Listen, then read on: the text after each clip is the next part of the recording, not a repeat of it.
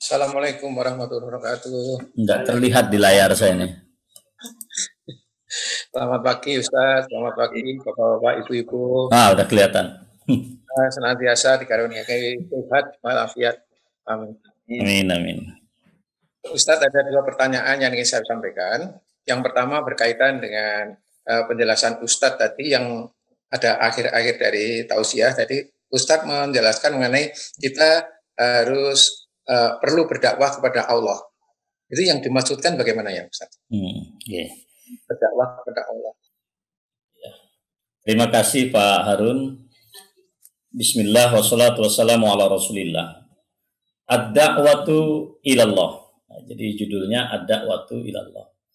Jadi Pak Harun yang saya muliakan dan para jemaah sekalian, kalau kita membaca Al-Quran, ud'u ila sabili rabbika bil hikmati wal mau'izatil hasanah wajadilhum billati hiya ahsan.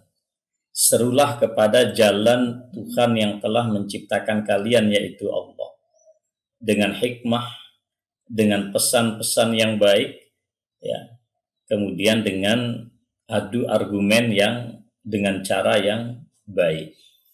Nah, kata kerja yang ada di dalam ayat ini adalah kata kerja yang dialamatkan oleh Allah kepada kita secara personal. Jadi setiap orang di antara kita ini dihadapkan dengan perintah ini. Ya, sama dengan misalnya wa aqimis sholata li zikri. Tegakkanlah sholat itu untuk mengingatku, kata Allah. Nah, para ulama menyimpulkan setiap kata kerja perintah atau fi'lul amri di dalam Al-Quran, maka dia bermakna wajib, ya.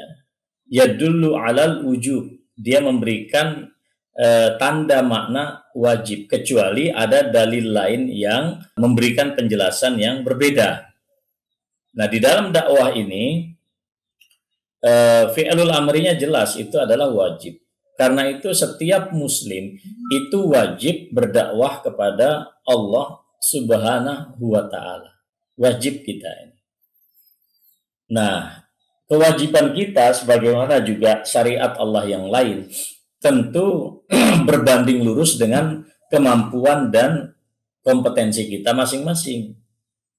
Ya, jadi tetap juga membaca ayat la yukallifullahu nafsan illa wus'aha. Ya, tidaklah Allah membebani seseorang, ya, kecuali dengan batas kemampuan yang dia miliki. Tetapi yang tidak boleh ditawar adalah kewajiban berdakwah. Nah, persoalannya adalah apakah dakwah itu harus menggunakan pendekatan verbal lisan seperti saya menyampaikan pengajian ini, atau ada dengan cara yang lain? Ternyata dakwah ini maknanya sangat umum sekali. Tausiah seperti ini itu hanya salah satu saja dalam metode kita berdakwah. Seorang pebisnis, dia jujur dalam bisnisnya, nggak usah nyebut-nyebut ayat Quran tentang kejujuran, nggak usah. Para kolega bisnisnya tahu kalau orang ini jujur dan dia muslim, itu adalah dakwah. Dia seorang politisi, dia berjuang di parlemen, perjuangan politik. Dia tidak korup, dia tidak ngapusi, dia tidak apa, dan dia seorang politisi muslim. Nggak usah nyebut-nyebut ayat Quran. Itu pun juga dia berdakwah. Itu yang disebut dengan ad-da'watu bil hal. Seorang dokter atau profesi apapun, dia bukan penghafal Quran dan bukan penghafal dalil-dalil dari hadis, tapi dia lakukan profesinya itu secara profesional, ya, sesuai dengan amanah profesionalitas dia, maka dia pun juga sudah berdakwah. Nah, jadi itu makna dakwah, Pak Harun. Oleh karena itu, sebagian ulama kita mengatakan dakwah itu posisinya lebih umum daripada tabligh. Tapi kalau tabligh itu maknanya adalah menyampaikan detail-detail dari persoalan agama kita. Nah, jadi kalau sudah mubaligh atau tabligh, maka kapasitasnya harus dinaikkan lagi, karena dia akan berbicara tentang detail-detail persoalan di dalam agama. Oleh karena itu, kalau orang non-muslim itu bisanya didakwahi. Tapi kalau dia sudah masuk ke dalam Islam, lalu mempelajari ayat-ayat Quran seperti kita pagi hari ini, maka dia sudah masuk naik lalu satu level, namanya itulah tabligh. Oleh karena itu saya sampaikan dakwah ini sesuai dengan kapasitas kita masing-masing.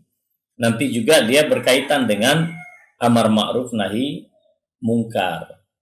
Ya, jadi konsepnya itu man ra'a minkum munkaran falyughayyirhu biyadihi. Kalau dia sanggup merubah dengan tangannya, dia rubah.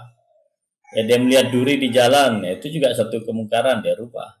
Dia melihat suatu kemungkaran apa gitu, sementara dia pejabat, dia bukalah, dia terbitkanlah surat SK tentang apa gitu, surat keputusan bupati dan seterusnya. Kalau nggak sanggup dengan lisannya, oh dia bukan seorang orator, ya dia menulislah di media massa. Kalau enggak juga, yang paling akhir pilihannya itu adalah dengan kolbunya itu. Kalau melihat kemungkaran. Tapi dakwah yang saya sampaikan tadi, Pak Harun, tidak harus menggunakan verbal. Ya. Kita menjadi tetangga yang baik, dilihat oleh orang non-muslim, itu pun juga dakwah. Walaupun kita tidak pakai dalil. Tapi jelas perilaku kita sangat sesuai dengan apa yang diamanahkan oleh Al-Quran dan Rasulullah Shallallahu Alaihi Wasallam.